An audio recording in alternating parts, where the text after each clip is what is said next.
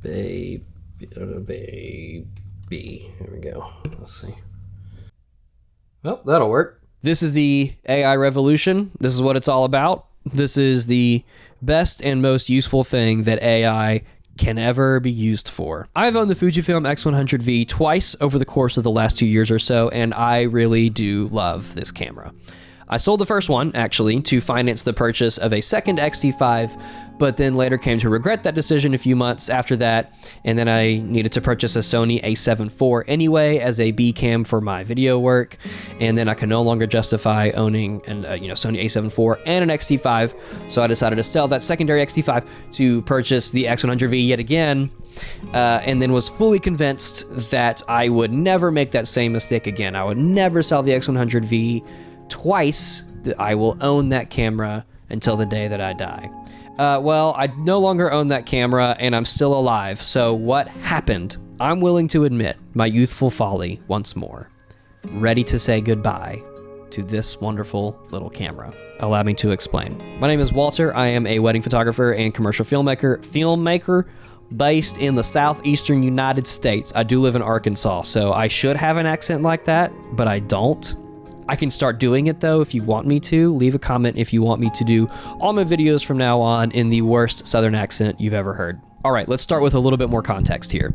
I fully bought into the Fujifilm ecosystem for my wedding photography and personal photography a couple years ago, and I just laid all that out with, my X-T5 and the X100V and the second X-T5 and the second X100V. You just heard all of that. However, because I bought that Sony a7 IV, I convinced myself that I still needed full frame cameras for some parts of a wedding day, and I took one step out of the Fujifilm ecosystem to do so. But now, after using the X-T5 a lot more, fully understanding the workflow, the lenses I needed to use, and how to shoot better with the crop sensor camera, I'm fully on board with Fujifilm for my personal and wedding photography. Is how I did feel over the past few weeks, but I think I finally landed on a decision on what I want my personal and wedding photography kit to look like.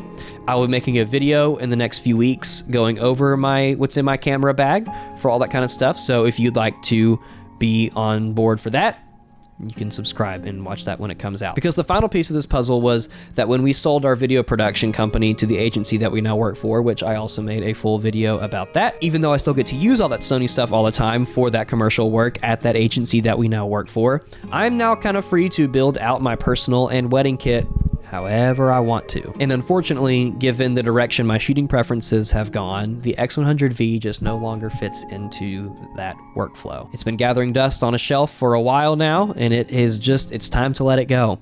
But before I do, I wrote that before I actually sold the camera. I sold the camera yesterday on Facebook Marketplace. Shout out to Blake, who now owns my X100V. I think he's going to get a lot more use out of it than I have been. So have fun, Blake. So what I want to accomplish with this video is to go over some of the things that I absolutely have loved about this camera, what I'm going to miss the most about it, and why, despite all of those things, it's no longer the best fit for me, and why I needed to pass it on to someone who will get more use out of it. So let's talk about the things that I have loved about this camera. Number one, the portability. This is the biggest draw for most people looking at buying this camera.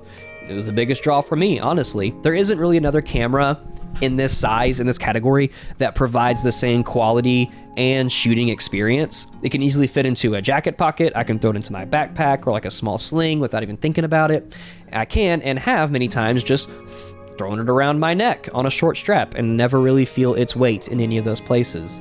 I would have my two bigger cameras on my dual camera strap on a wedding, and then I would also have my X100V on a little neck strap all day and never really feel it. That was great. I'm also often able to get this camera into places that I might not normally, like concerts or other events where cameras aren't usually allowed. I actually took it to a show a few weeks ago and was really glad I had it. I didn't even hide it in my pocket or anything. I just put it around my neck, and security never questioned it. I was able to even get into the photo pit with it. I don't think you can do that with a whole lot of other cameras. Just a little dose of confidence and the little X100V, and you can take photos in a lot of places that you normally wouldn't be able to.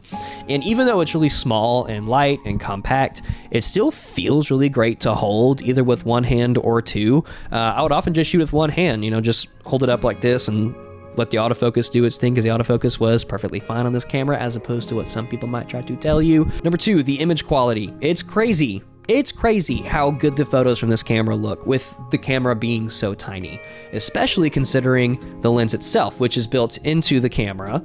It's only a 23mm f2 lens, which could be considered sort of limiting by some, but this camera taught me that f2 is often more than enough for whatever it is you're shooting, even in low light. I don't actually need 1.8 or 1.4, even though those are fun to shoot at. I don't actually need them, and you probably don't either. It's crazy sharp for what it is, and it still retains a good bit of character in its images, which is no doubt helped by the X-Trans4 sensor inside of it, which is the same sensor found on a number of other more professional Fujifilm cameras like the X-T3, X-T4, the X Pro 3. That same image quality that you might come to love from those cameras, you can get from the X100V as well. And the 26 megapixels is absolutely perfect for a camera like this, and it strikes the perfect balance between image quality and file size, making it really easy to transfer your photos, either RAW or JPEG, onto your phone or your computer. Number 3, it looks cool. I'm man enough to admit that part of the reason I bought this camera in the first place was because it looks really cool. Cameras are tools, yes, and I use them as such. But there's no reason that they can't also be a little bit of a fashion statement or accessory at the same time. If I'm going out and about and want to take some photos along the way, a camera like the X100V is perfect because I don't feel dorky holding like a giant camera with like a heavy lens, which in turn encourages me to shoot more. If I feel good about having this little camera out with me, or if I feel good about having any camera with me, I will take it more places, I will shoot more photos, and ultimately any camera or any lens, any whatever that helps you take more photos in the first place, that's a good thing. And other people notice this as well. People are much more likely to feel comfortable in front of your camera if it looks fun and non-intrusive, like the X100V. And if your subjects are more receptive to the camera itself, the photos you take of those subjects will inherently just be better. So why am I saying goodbye? The hard truth that I had to admit to myself was that this camera has been more or less gathering dust on a shelf for several weeks now. It took me a while to come to this conclusion. Ever since I started diving more and more into vintage and manual focus lenses, which I made a whole video about that if you want to learn about why you should shoot manual focus and how, and maybe some tips on how to do it better. You can watch a video I did about that. Ever since I started doing more manual focus stuff, I just have little desire to pick up my X100V because manual focus on the X100V kind of sucks. It's focused by wire and it doesn't feel intuitive or smooth.